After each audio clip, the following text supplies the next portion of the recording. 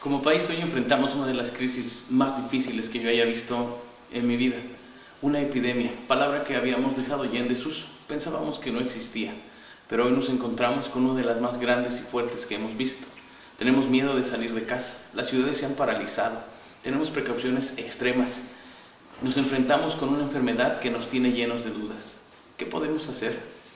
Contrario a lo que creemos, la fe no es un camino ascendente. A veces nuestra fe se llena de dudas, especialmente en situaciones como la que hoy enfrentamos. Enfermedades, crisis económica, crisis familiares. Nuestra fe empieza a preguntarse, ¿por qué, Señor? ¿Hasta cuándo, Señor? ¿Qué podemos hacer nosotros? He titulado al mensaje de esta mañana, El poder de una oración tímida.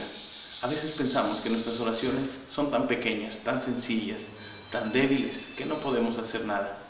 Esta mañana quiero invitarles a meditar en el pasaje que se encuentra en el Evangelio de Marcos, en el capítulo 9, los versículos del 14 en adelante. Leo el texto. Cuando llegó a donde estaban los discípulos, vio una gran multitud alrededor de ellos y escribas que disputaban con ellos. Y enseguida toda la gente, viéndoles, se asombró y corriendo a él, les saludaron. Él les preguntó, ¿qué disputáis con ellos? Y respondiendo uno de la multitud dijo, Maestro, traje a mi hijo que tiene espíritu mudo, el cual donde quiera que le toma, le sacude y echa espumarajos y cruje los dientes y se va secando. Y dije a tus discípulos que lo echasen fuera y no pudieron. Y respondiendo él les dijo, oh generación incrédula, ¿hasta cuándo he de estar con vosotros?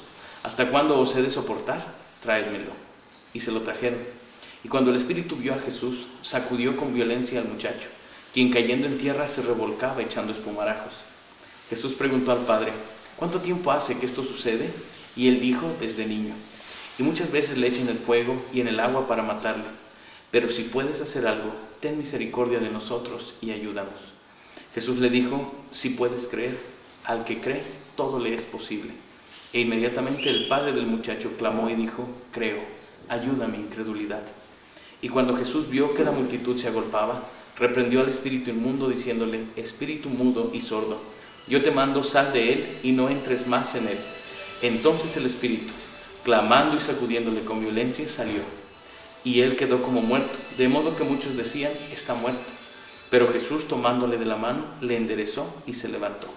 Cuando él entró en casa, sus discípulos le preguntaron aparte, ¿por qué nosotros no pudimos echarle fuera? Y les dijo, este género con nada puede salir, sino con oración y ayuno. El texto tiene su belleza ya en el relato mismo. Vemos un padre que enfrenta una crisis difícil, mientras que otros se preocupaban por el bienestar de sus hijos, por el desarrollo de sus pequeños. Él se preocupaba porque su hijo pudiera vivir, porque pudiera sobrevivir a la enfermedad que le aquejaba. En este pasaje encuentro similitud con la situación que enfrentamos. Podemos hacer varias cosas y lo primero que yo veo es que en medio de la situación que enfrentamos se producen alternativas. Y veo tenemos dos alternativas. La primera, según el versículo 14, podemos vivir discutiendo. Dice, cuando llegó a donde estaban los discípulos, vio una gran multitud alrededor de ellos y escribas que disputaban con ellos. Nos encontramos con diversas posturas y creo que yo y todos hemos encontrado en nuestros correos electrónicos muchos y muy diversos mensajes que generan mayor incertidumbre. Que si es un accidente, que si es intencional, que si fuimos víctimas, que si fuimos causantes de todo esto. En fin, hemos escuchado muchas vertientes del mismo problema. En el texto vemos una situación semejante. Estaba el muchacho sufriendo, enfermo, azotado por este mal que le aquejaba, y los escribas discutían y otros hablaban de por qué los discípulos no habían podido y todos tenían su punto de vista. Sin embargo, eso no quitaba el sufrimiento del muchacho.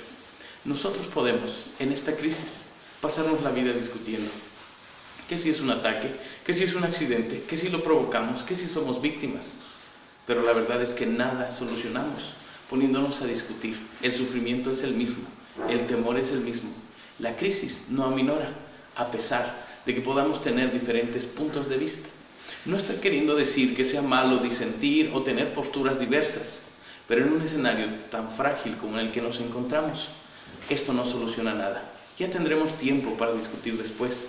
Ahora, esta alternativa no sería la mejor. En el texto también dice que podríamos escoger vivir decepcionados. Dice el versículo 18, el cual donde quiera que le toma, le sacude y echa espumarajos y cruje los dientes y se va secando. Y dije a tus discípulos que lo echaran fuera y no pudieron.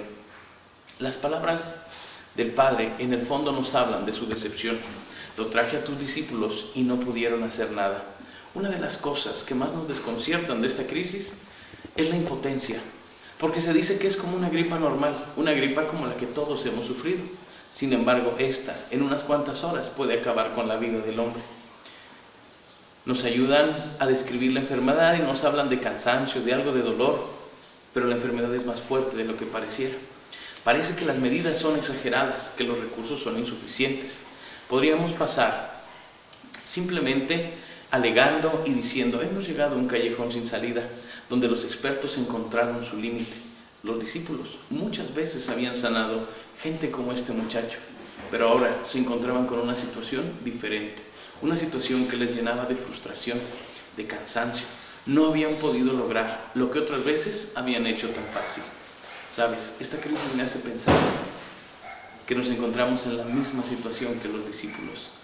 Pensábamos que las enfermedades de esta magnitud, las pandemias, se habían acabado, y hoy en día podemos darnos cuenta que nuestro límite como humanos lo hemos encontrado, que hay muchas cosas que no podemos explicar, que hay muchas cosas que salen de nuestro alcance, que hay muchas cosas que simple y sencillamente nos llevan a la decepción y a la frustración. Creo que en la crisis hay otras cosas más que hacer que esto.